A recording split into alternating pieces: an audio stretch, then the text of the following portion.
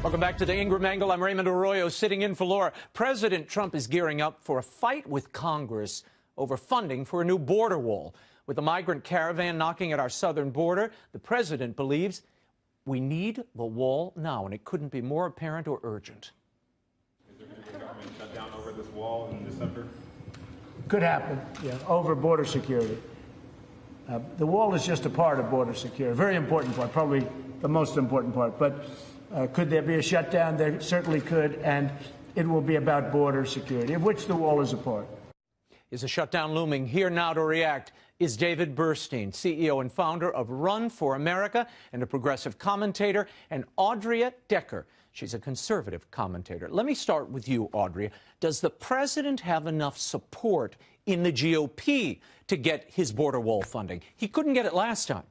Right. Well, regardless of if he has the support or not, his job is to enforce the laws that are on the books. And the fact is we have borders in our nation. People can't just decide they're going to cross over without permission. And we need a system in America that is fair to the people waiting in line and to also the people that want to come over. So absolutely, he needs to do whatever he needs to secure the border. Yeah, but the Republicans haven't joined him. There's this unity in the caucus. I want to play something for you, David. This is Congressman Pete King talking about this government shutdown and who it might hurt. Watch.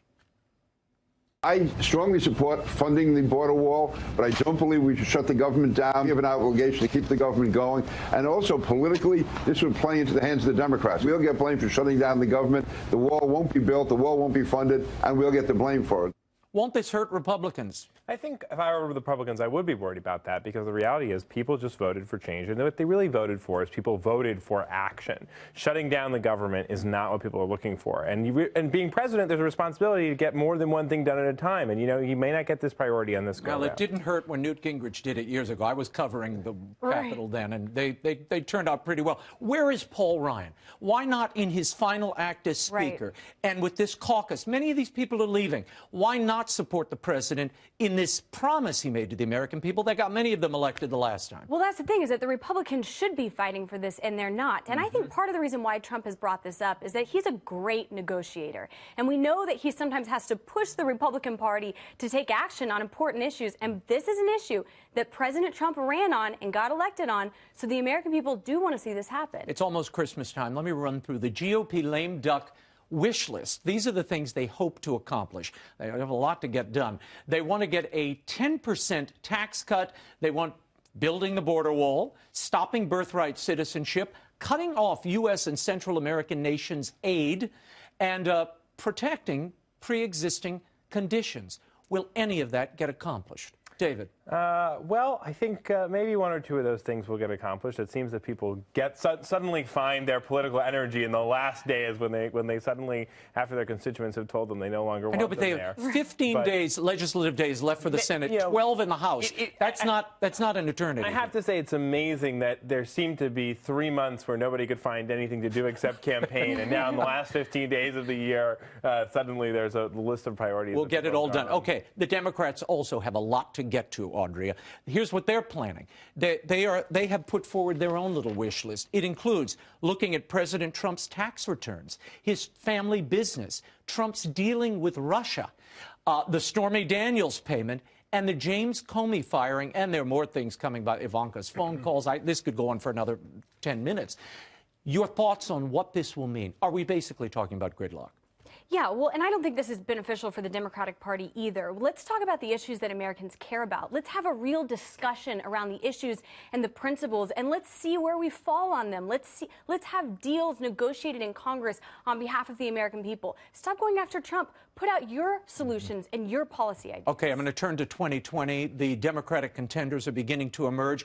As you know, former Vice President Joe Biden is at the top of that list, 33% of Democrats like him, according to that last CNN poll. And there you see the huge field. It looks like the Brady Bunch on Viagra. Right. Look at that. They've just exploded. Your thoughts? Who's going to take the lead here, David? Who's your man? This is going to be a very, very tough race. And I had to look at anyone on that sheet. I saw a picture of The Rock. And so I think if The Rock runs, he's probably got his best shot. But I do think, really, this is a crowded field. And Democrats would actually do well to consolidate early and not let this be a repeat of 2016, where they end up in a situation with one person who's able to be the loudest, like President Trump was in his people heard him, who's able to kind of dominate everybody else. 46% of voters think President Trump will win again. 47% don't in that last CNN poll. Those are pretty good numbers. Who would you like to see the Dems run against Trump? Well, you know, it's interesting. I think we should keep an eye on Senator Cory Booker and Senator Harris. Those are two interesting people. O'Rourke out of Texas raised a lot of money. Yeah. Interesting to keep an eye on him. But this election is going to come down to values. I think it's going to be about values. President Trump proved that. People voted for Trump not for his personality, but for the values. And so I think both sides are pretty divided right now. I think it's going to become about that. competency and safety, given what we're doing and how this economy ends up. Before we go,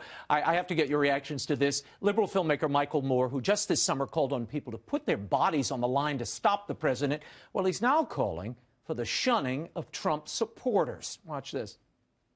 First of all, it's hard. You can't build a bridge to a racist or a misogynist. You know, they have to be shunned and treated like we treated smokers 20 years ago, 10 years ago. Racist and misogynist shunned.